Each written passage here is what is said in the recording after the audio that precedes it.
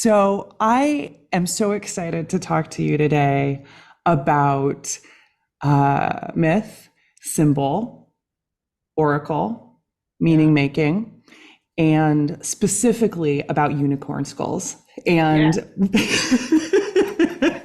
and when I think of an expert in these, any of those arenas, really, you come to mind.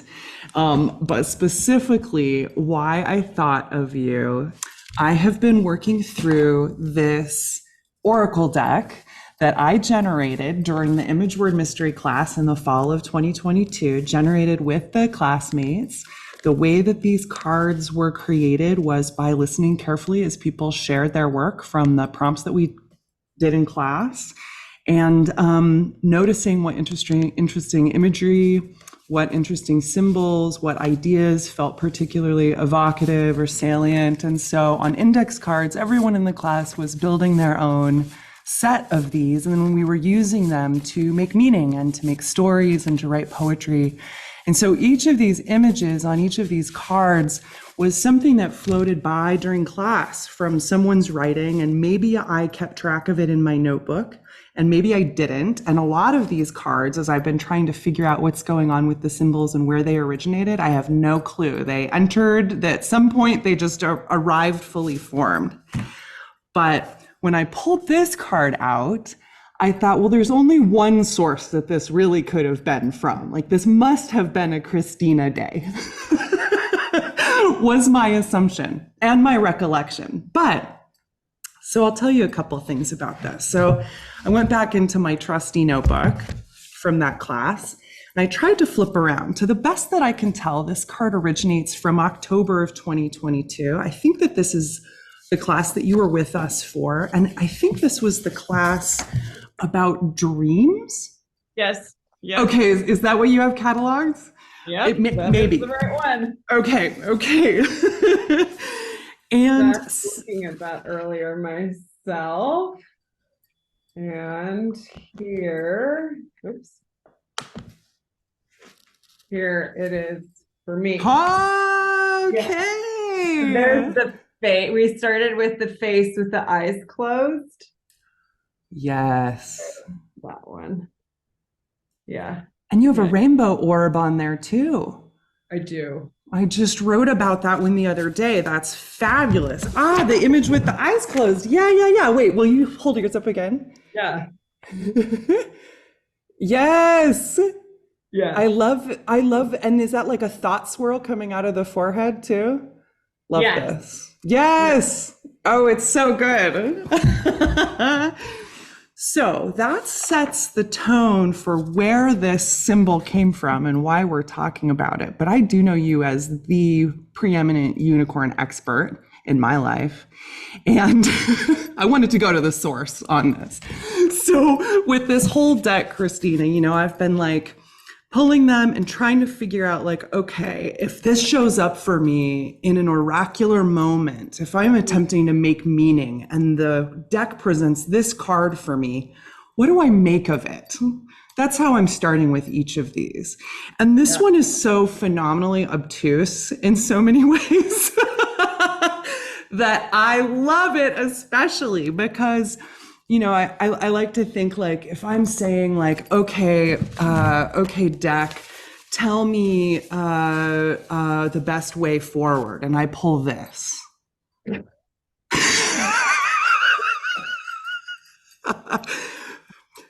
Thanks, the mystery. So I wanted to kick it off with that. So if you were to say, pull that card out of the deck, if you were to say, for example, say, what is the way forward? Or I don't know, you can frame it how you might like, but what might you instantly see or feel or read or intuit or kind of background know about that symbol just as a card in the deck? Well, I think, it's hard personally because it is my dream image. It's hard for me to devoid that image from the dream that it comes from. Perfect.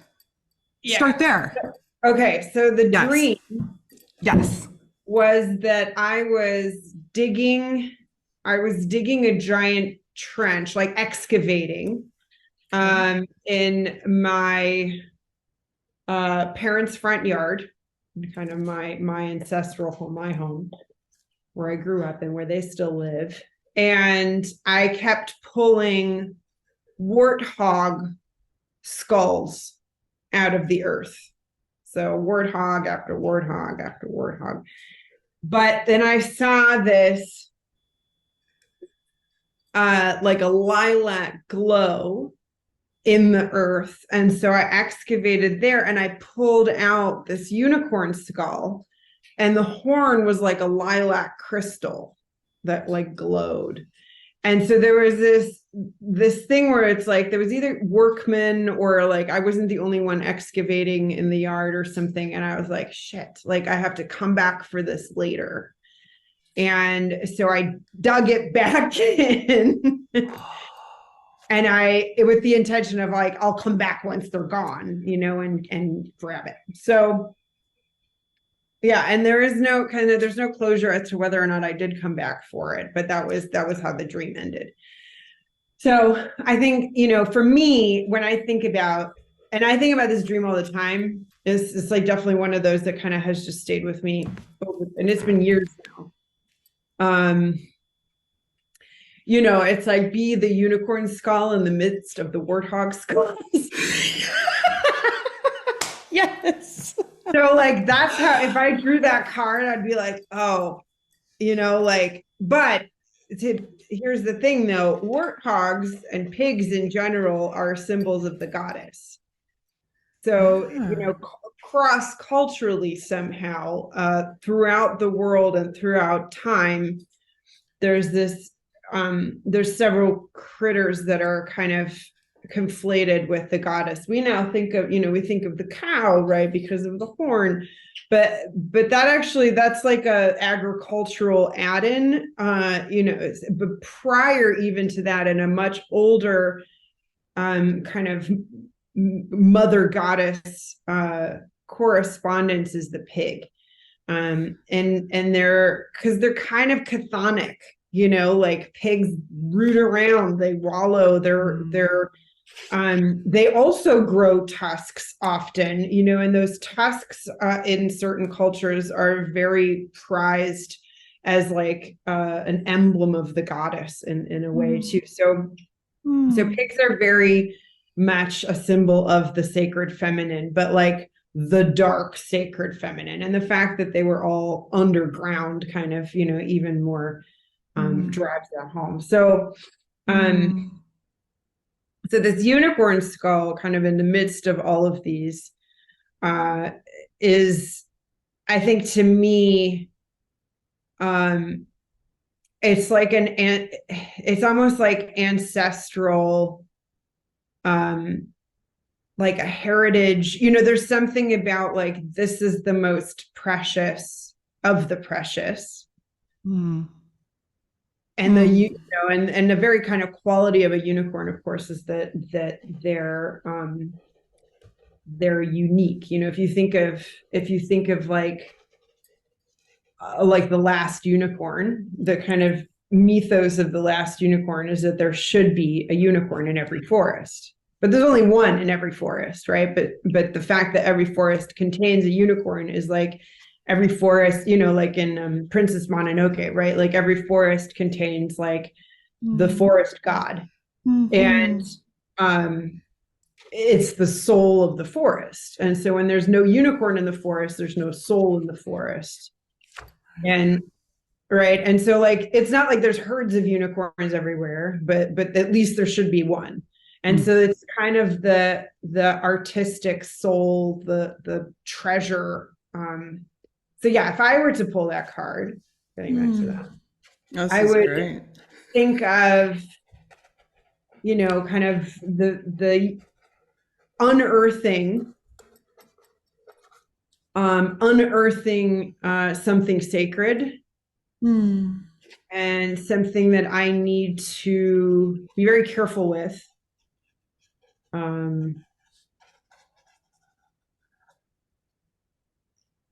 And that Clarification, because it's delicate or because it's powerful, or yes?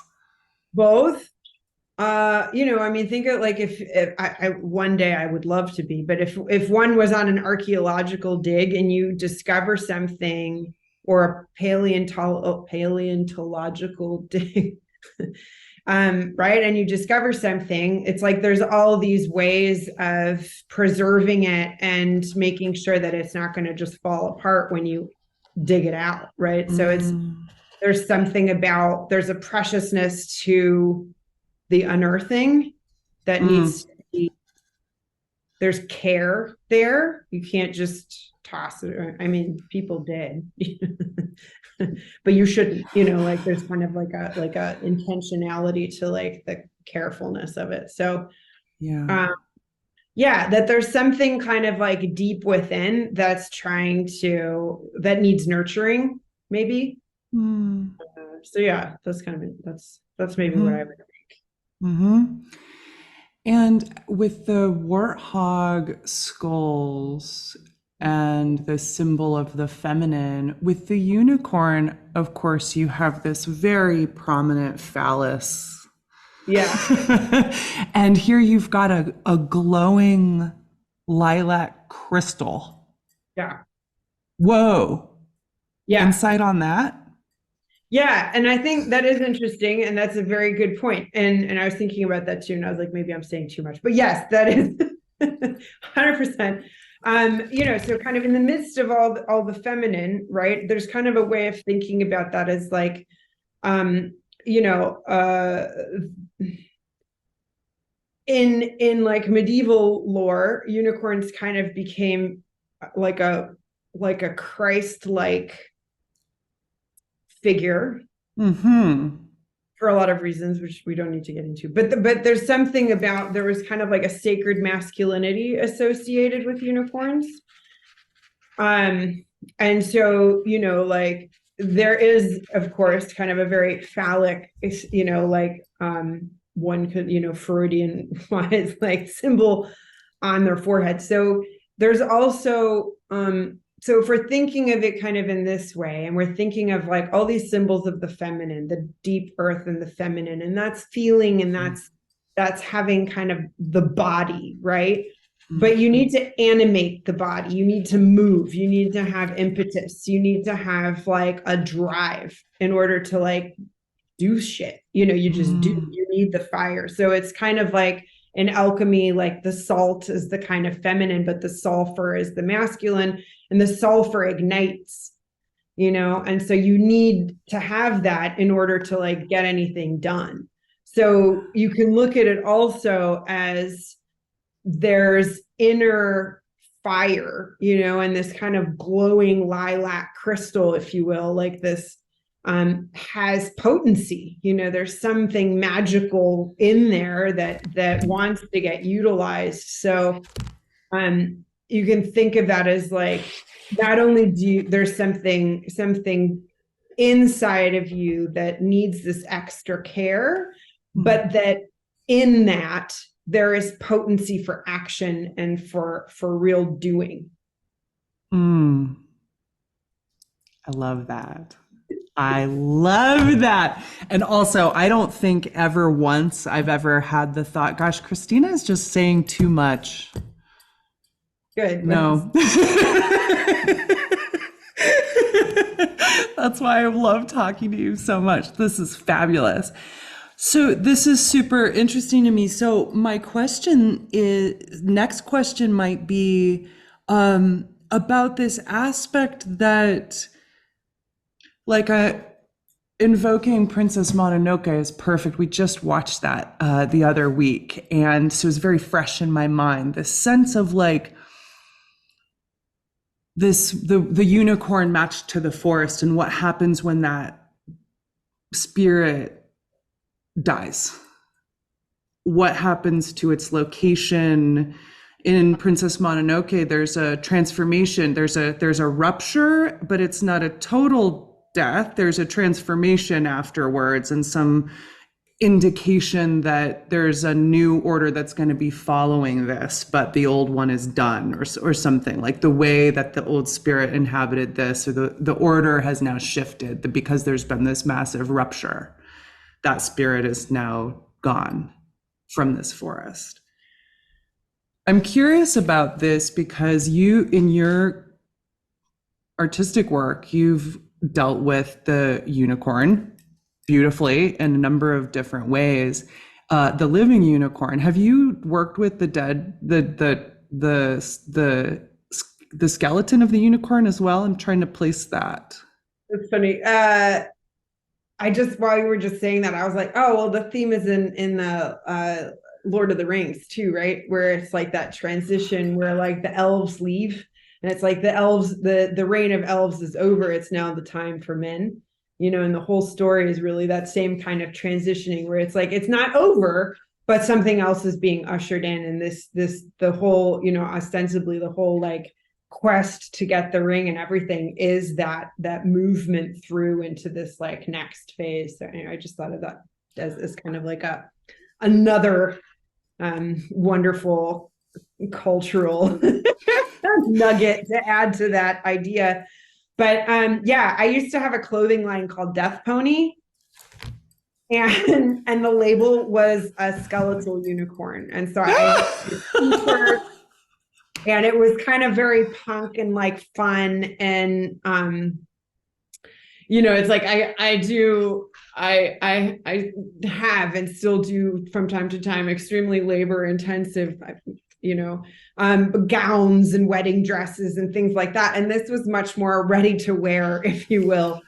And, jeans and drawing and, like I said, t-shirts and dresses and things like that. But it was much more immediate rather than kind of, couture, if you will. Yes. That is my skeletal unicorn association. I love that. I'm so glad that I asked. Well, but what I also know about you, in addition to your unicorniness, is and to speak about of the chthonic and of the feminine, the painting hanging behind you, Krisztina, is like just too perfect. It seems maybe relevant. Would you talk about that painting? Yeah. Let me see if I can just there. It's a little. Okay, so that painting is called Eve, and so that's a Baphomet.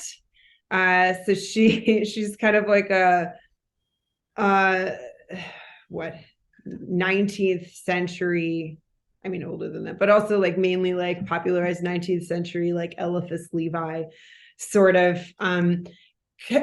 She's both masculine and feminine, so kind of this idea that as a perfect being, she is hermaphroditic, because she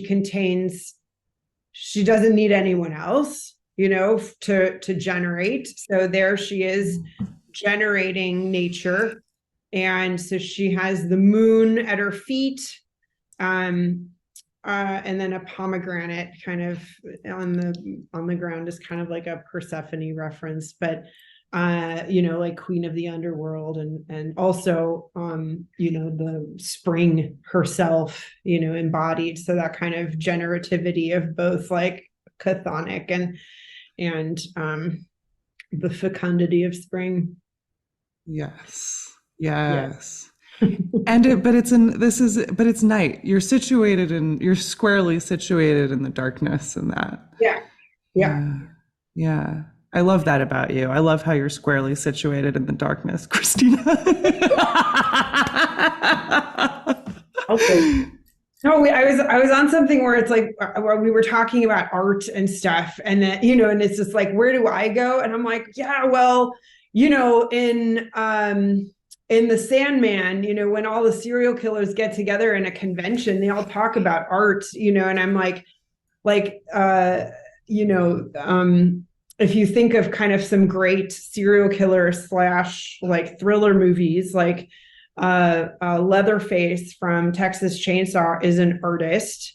Silence of the Lambs, he's an artist. There's this like crazy kind of conflation between like the utterly insane and art, Uh-huh. in popular culture. And I was like, and I was like, God, why do I bring this shit up? Like I sound like, like I'm always the one that like goes there, oh Yeah. God.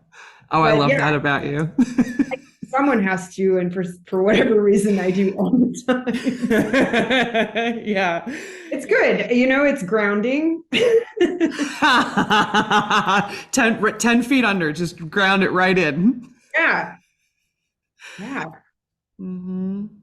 I mean, I think that this is something that I appreciate about this card is that it's not just a unicorn. The fact that Yeah. it's a unicorn skull is very exciting because it's like two enormous, it's a double whammy of two really recognizable things, something that's dead and a unicorn. Both of those things hold pretty enormous psychic weight. And so to consider like this, like I looking at this, some of the things that came to me are like,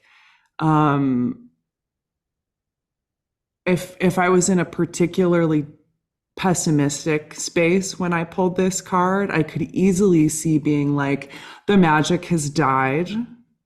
Totally. Like, oh, well, there goes the forest. Looks like we're all fucked. There's certainly no glowing purple magic in here. That did not make it into the card.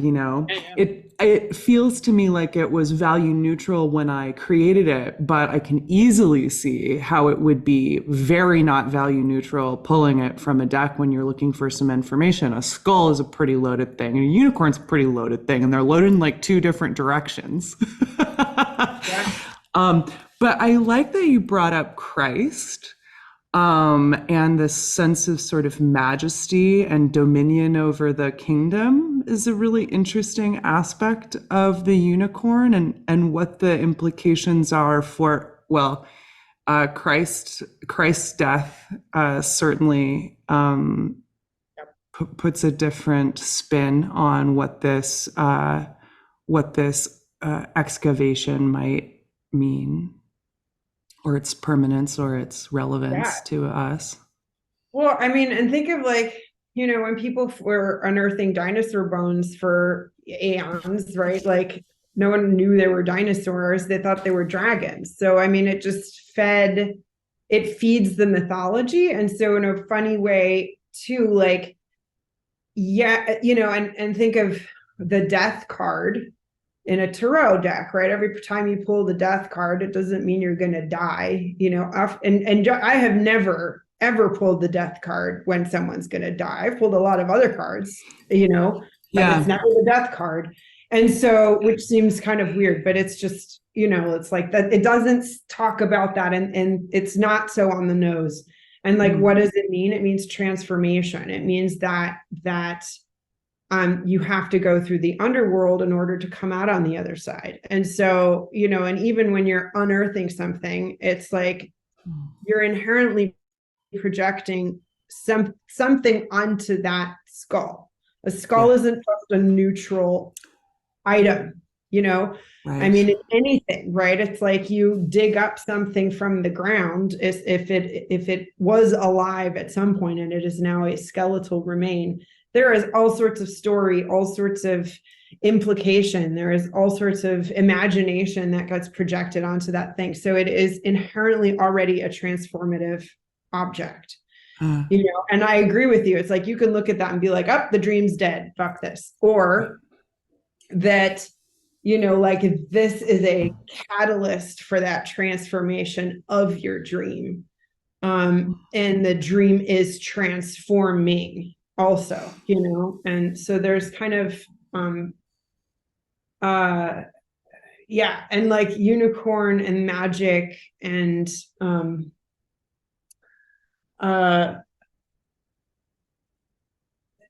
like what you were just saying, like the Christ, the resurrection, and that's the other point I want to make is that in that projection of all these ideas and that transformative projection, you are inherently giving that object and whatever that was before and whoever that was before, you were inherently giving them life again.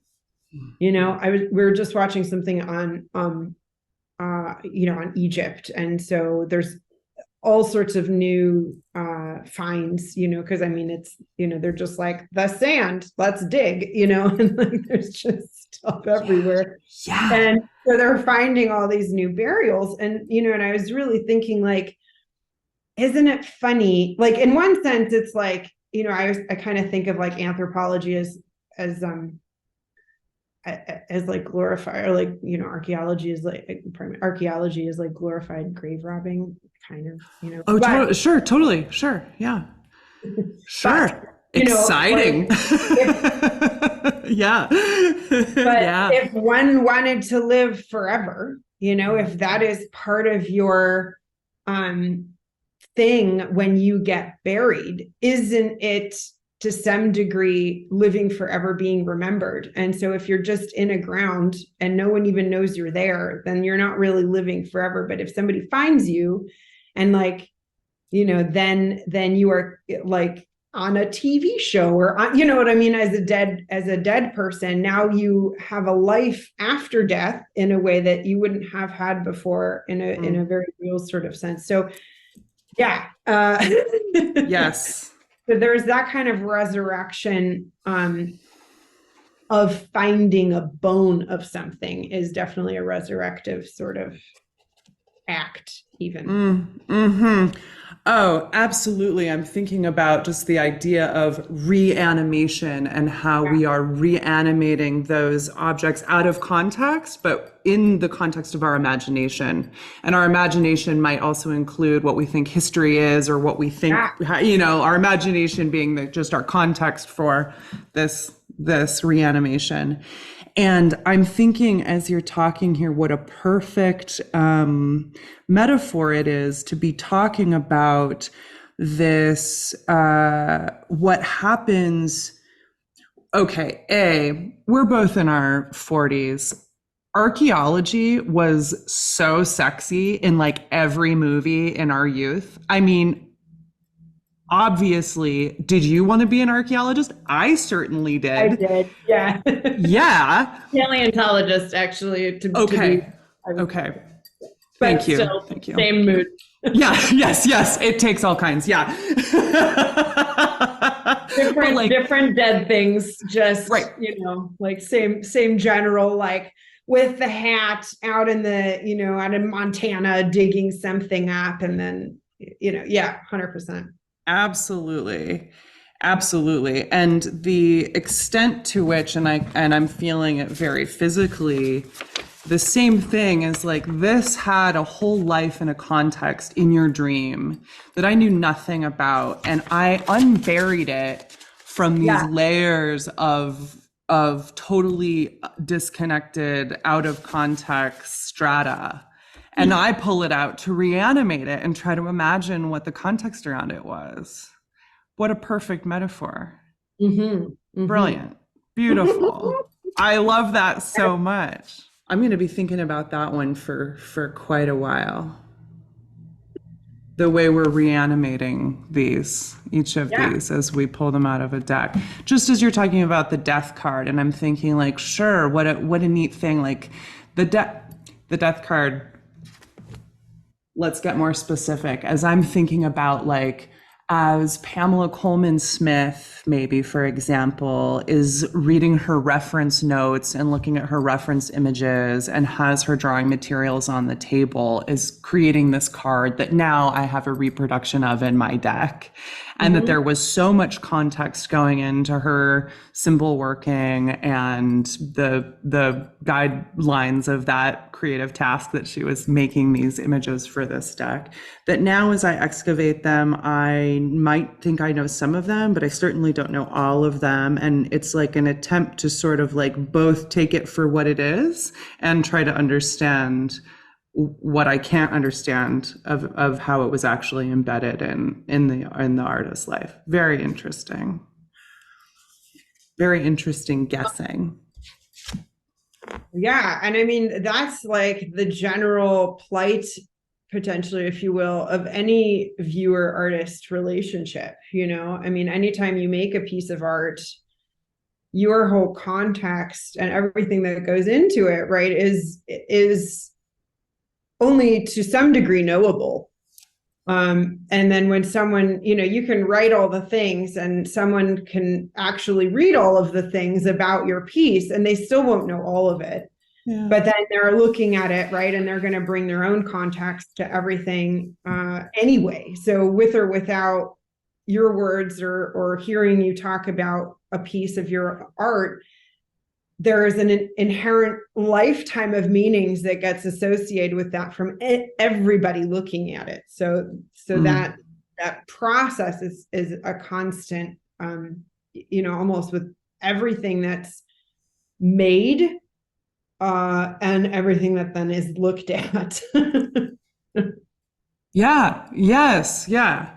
Yeah. And we're, and really then you get into the incredibly beautiful and fascinating mystery of internal versus external perception. Yeah. Yeah. Yeah. Yeah. I might feel this as you talking about the nature of kind of symbol or archetype or these big symbols. The big, like, unicorn has got some cross-cultural, intergenerational, over time meaning, some kind of impact that we register as a visual symbol and as a notion, as an idea. And I know that this is something that you trade in really heavily because you work so closely with myth. I'm interested in the way that how something so specific for you, a dream at your childhood home, digging in the earth of the home of your parents and unearthing this symbol, so specific and tender to energies potent in your life. And then this thing shows up that is this potent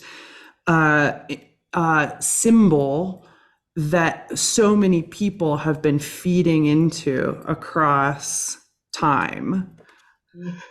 And I'm like, ooh, so like, and gosh, don't get me started on where dreams come from, but like how much of that dream is yours and how much of that dream is just the symbol? Right?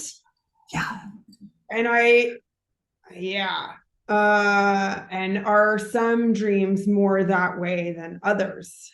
Yeah. I think so, sure. It's like, I think Jung called them like big dreams to some degree, right? It's like kind of the Jungian idea of like some dreams are just more,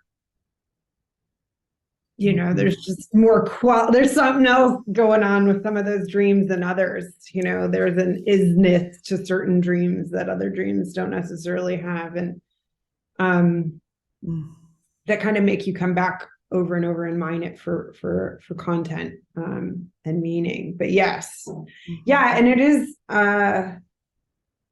for sure. Is it like, because there's clearly something that dream is trying to tell me at that very time I had it.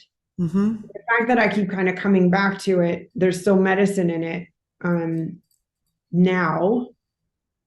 And it's just interesting, as you say, that it's just kind of made it into this oracle deck, by some funny chance. So it's now living in this whole other way, Yeah.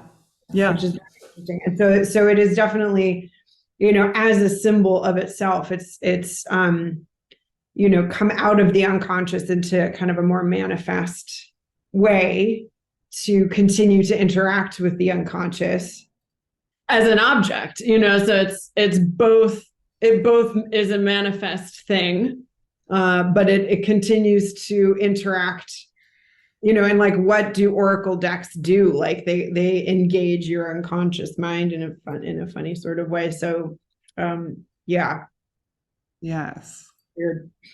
Yeah, right. It went from an idea into a dream, into many years of your life, into it happened to show up during a class when I happened to capture it because we happened to be talking about dreams. Yeah. And as I recall, based on my own writing from this day, I was asking the class to write about a particularly salient dream that they had. So it Mhm. would make sense that this showed up for you. Mhm. Yeah. But one of the things that I have been really loving about working with this material is knowing that of all of the people that participated in that class, there's bound to be at least one or two others that also captured this Yeah. in their Oracle decks, and they've been working with it in whatever their own way is too. And that's been really exciting for me, because that was the specific intention, was to see how we could move these symbols around between us, and how they still make meaning, and how the movement of the symbols between us generated new meaning. Yes. Yeah, yeah, yeah. So juicy. So juicy, so good.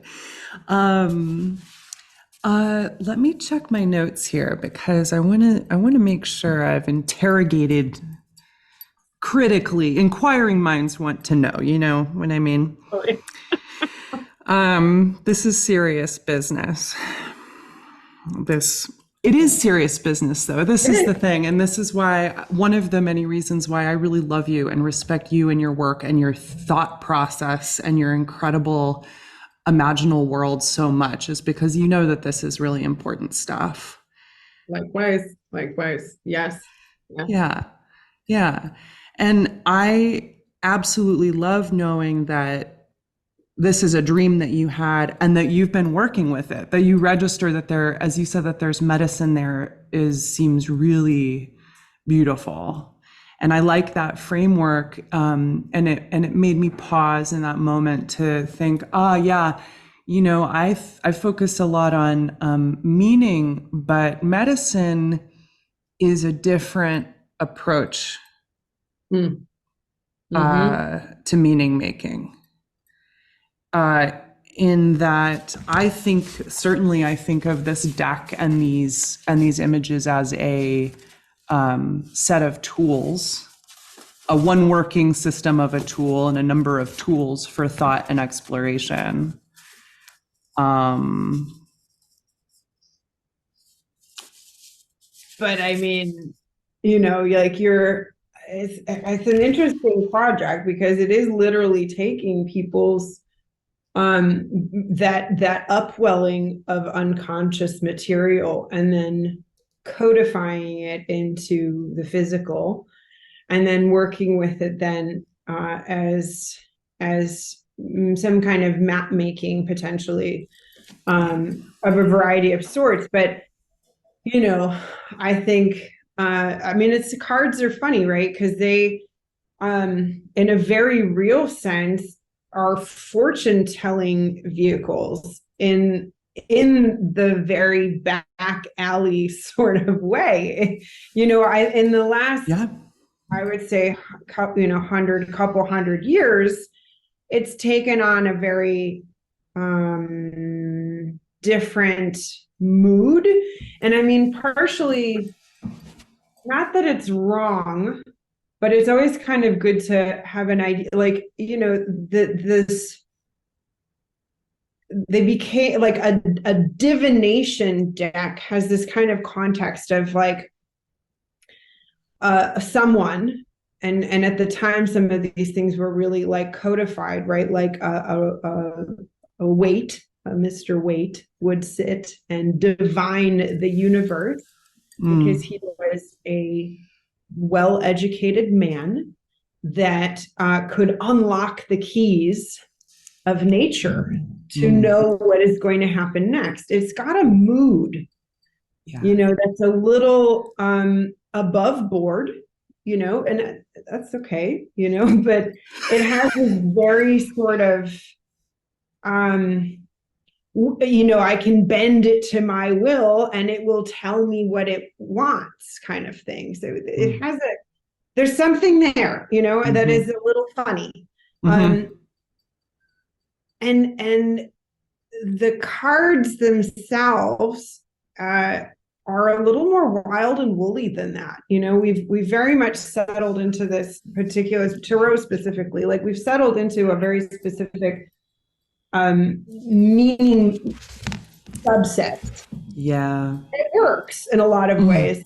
And I love it. You know, like, don't get me wrong. I have nothing against, I fucking love tarot. You know, I will wax lyrical about tarot till the cows come home. But you know, when we break that system with an oracle deck, and especially the way you've created this, it goes back into the wilderness of it a little bit. And so you're kind of going back into what I would consider kind of like the roots of all of this, is that, you know, what do the cards say? And that relationship with just you and the cards and the fortune you are trying to tell. And you are, you know, in a communication with this symbol being that you are talking to, that is the being of the deck.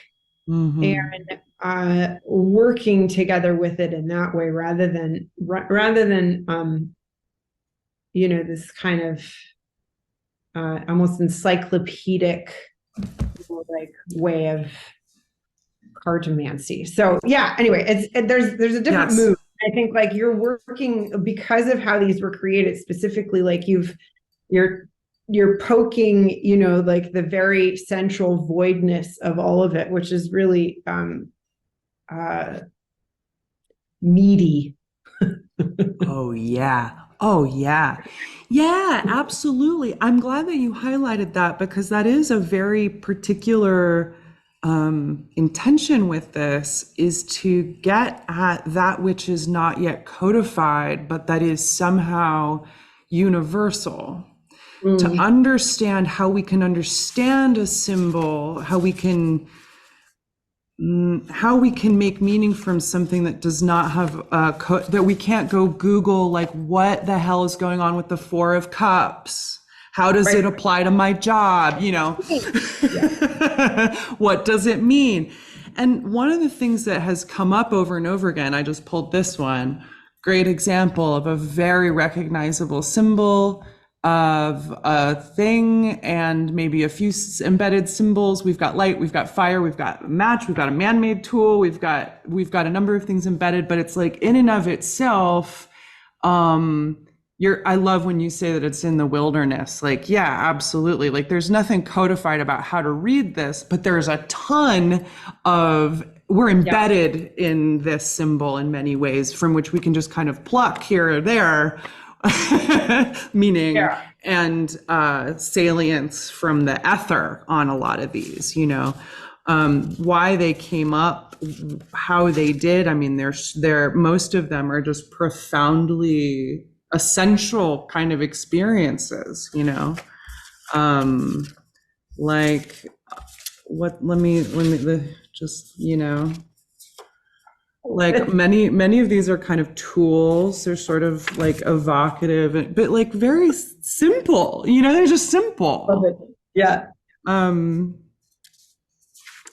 They're just, you know, inherent in meaning and inherent in, but it's also asking you, I think, at least when I'm looking at them, right, it's like I'm getting kind of very specific hits from my own life. Right. And moments that these are kind of like weirdly referring to, that then imbue that with the meaning.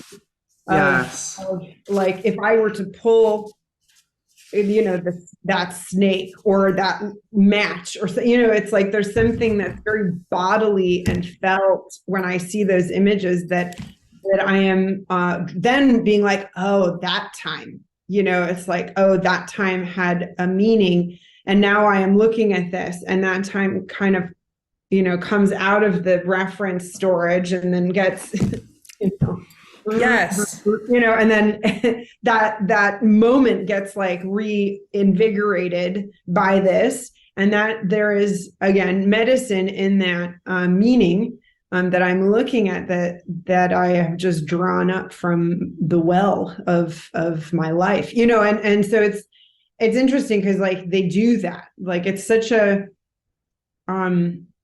there's something so like, as you were saying, like it both is a very specific meaning, and at the same time there's 1,000 very specific meanings to that image. And so as you're asking what's going to happen, or as you're asking for that fortune, all of that comes online. So, Yes. As I've been working with this reminds me of this element that has come up for me a few times as I've interrogated these symbols, because as you know, I'm working to put them in motion. I'm working to turn these into animated loops and create sound loops for them. And I'm exploring interesting ways that they might work with translucencies and stacking them rather than reading them next to one another in a multi-card spread. I'm playing with the dynamics of just the technology of what a digital oracle could look and feel like and how it might alter meaning. But I'm very aware that the medium that I'm choosing has a profound power at limiting interpretation. That as soon as any of these become mobile, in particular, for example, this came up when I was working with the door handle. yeah. Where I was like, I don't even know how I could possibly animate this, put this, just to speak of reanimation, I guess I should have maybe mentioned that I am also literally animating these. Very interesting layer there. But I realized as I reanimated this particular symbol that the motion that I put on it absolutely collapsed meaning, or was profoundly leading in one direction or another. And that felt really discouraging to me, because it felt like I had to question whether or not my medium was inherently collapsing the part of this project that is most profound to me, which is its openness. Its very personal capacity for open interpretation. But as soon as I, for example, put this doorknob in motion, we've got a whole, I'm leading you. And that's where I started to ask, because these are also, they were used in class as story building cards. They're like story cards. And this is a whole other category of gamification of symbol and story to make meaning out of the ether. And you can get story dice that have a shovel on one side and a star on the other and a hamburger on the other side, you know, and you can roll them and you can build a whole narrative, and that's meaning making. But when you say that this has a mood, a story card, a story deck, and an oracle deck, it's a very different mood. How they're different is so fun, and I can't wait to talk about that for like 6 hours. Thoughts? Oh gosh. So many. No, and that's funny you brought that one up, because I was looking at that one, that specific one, and I was thinking the same thing. And it is because it was funny, because it's like, well, how do you animate a doorknob? Well, obviously you animate it by moving it, right? But yeah. But then that very much funnels you into a very particular way of looking at that image. Like, you can't, it is not a closed door anymore. It is, something is happening, and something is either coming in or coming out. You are opening, you're closing, like there is then like it funnels into a very specific thing. So it is very interesting to then put these in motion,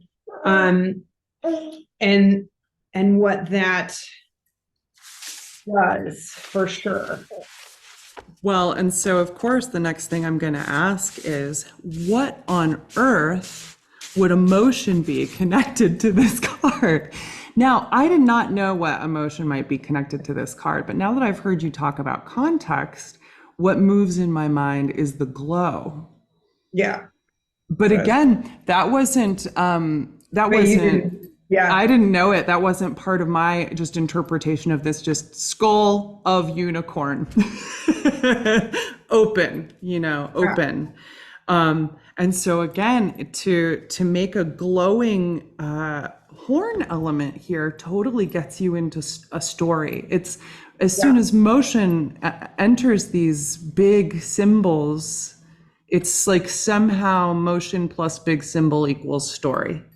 And I'm trying to find ways around it, or if that's just part of that's just how it's got to be. It's just part of it. And I think, like moving them from, or at least enhancing them with the movement, I think just inherently like adds that layer to it. I don't know if you could, I don't think you can. So what it made me think of a couple of things, but I don't know if you've ever seen the, not to keep going back to tarot, but they're just cards and it's always on my mind. So like there's that tarot deck that somebody made where it's a Rider-Waite-Smith, but it's like the next scene after each card. Have you ever seen that? No. Because you know how there's so many things like in frozen motion because she was a theater kid, and so it has a high level of performative kind of snapshots. And so the deck is the next card, like the next scene in the movie, like what happens when that guy is carrying 10 wands, like what's the next thing that happens? Does he drop one? And so it inherently, like, you can read it together or you can read just that one as its own deck and like, but it moves it from just being a static tarot card into a story card.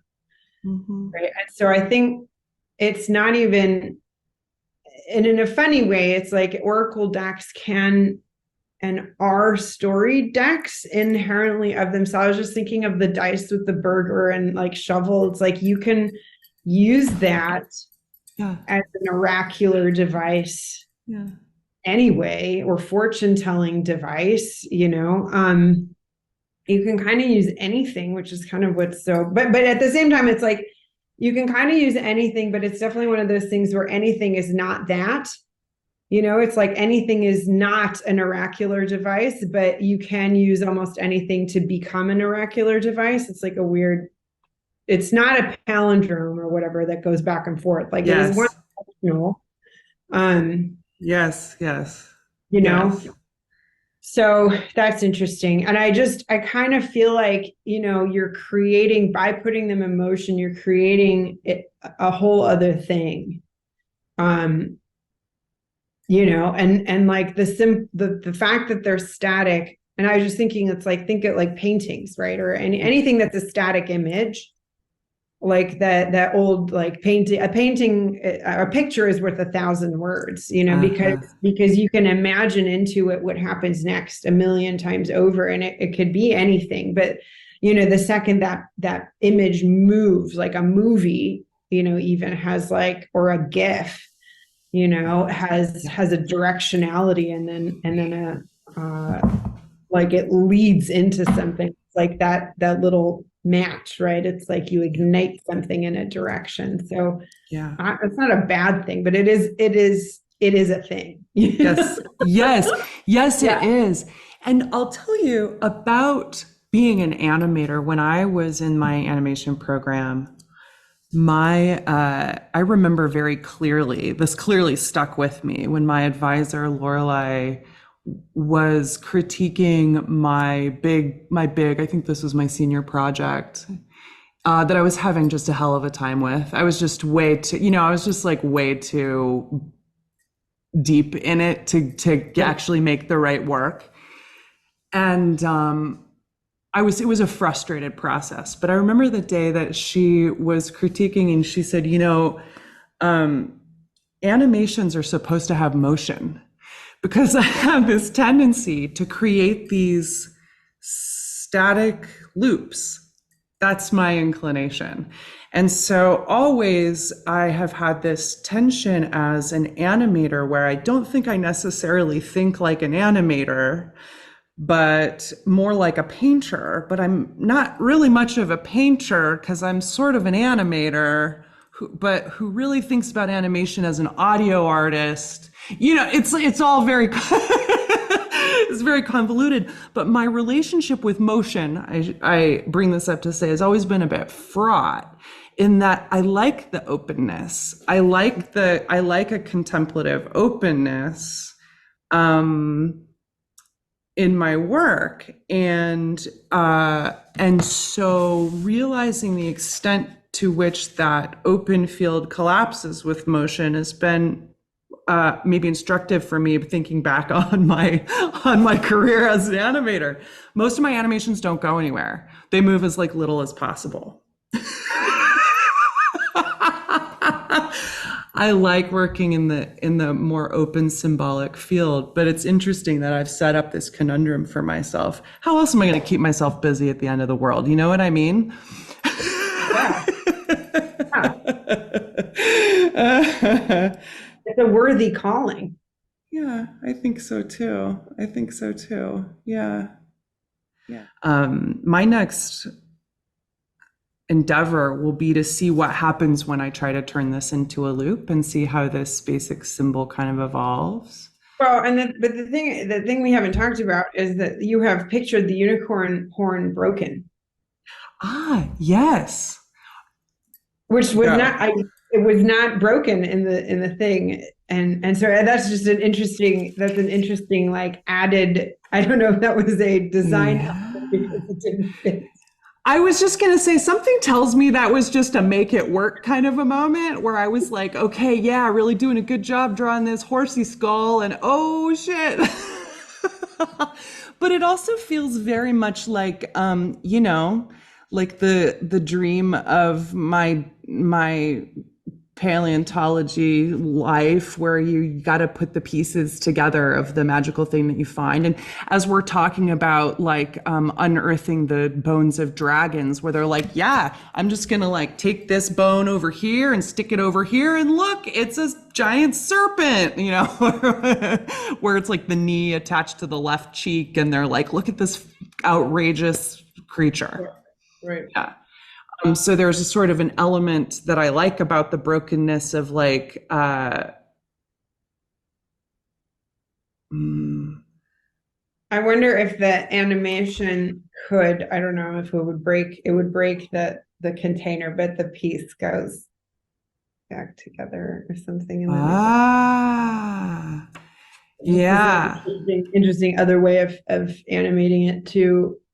Very leading on the meaning, but also the meaning for everything we've just discussed is not far off from that kind of image potentially. So. Yeah, you're right. The broken really does have like its whole own layer. Really feels like, it's been in the earth for a while though. For a long time. Feels like it's aged. It's got some road miles. Yeah. Definitely. Yeah. Huh. Krisztina, do you have any other wrap up thoughts for now on tarot, on meaning, on your dream, on what you might hope or imagine for this symbol as it is now living through this project? Yeah, I think just, again, the as a unicorn skull in itself, unearthing anything, especially something so potent as a unicorn skull, I think is, and why I keep coming back to it myself and why I chose it when you asked, is I think I'm kind of always on a quest to, the end of the dream was that I was going to come back to it. I put it back because it was like too precious. I didn't want everybody to see it, and I was going to come back to it. And so I think, in that way, I always want to come back to it and continue to unearth it, and then take care of it.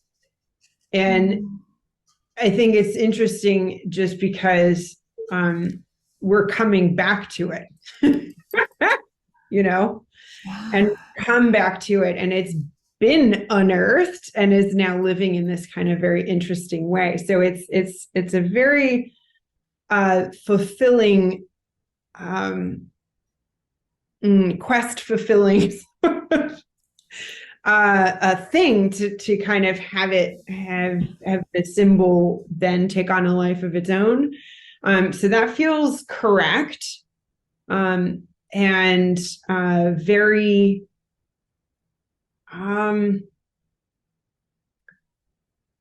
very potent, just very potent, as kind of not only that the symbol then is now kind of on its own doing whatever it does, but kind of personally as like, my dream maker wanted me to really sit with this and investigate it in its own way. It is metaphorically very potent for me as well. It's like, okay. And it's interesting that it has taken on concrete form as well in a variety of different ways. So yeah, it's very trippy, very kind of psychedelic, Yeah. And form becomes matter, it's very generative. So yeah, as a final thought, it's just very interesting to have something move through oneself from the very reaches of kind of the unconscious over time into kind of this kind of very generative and creative actuality. So yeah, very cool. That's so exciting. Thank you, Krisztina. Thank you so much. I cannot wait to report back as this evolves. Thank you so much for your time, and thank you to your dream maker for dropping this one. I'm so glad that I am getting to also dig it up. Yeah. I'm thinking so often on when we're watching our documentaries about the neat things that people are digging up. Dig sites go through these periods where you're kind of partway through and then the rainy season comes, and so to protect the preciousness you have to rebury it because your grant doesn't kick back in until next spring or whatever. Feels kind of perfect in that way, that our research goes through cycles, the dig goes through cycles. Yeah Perfect Thank you.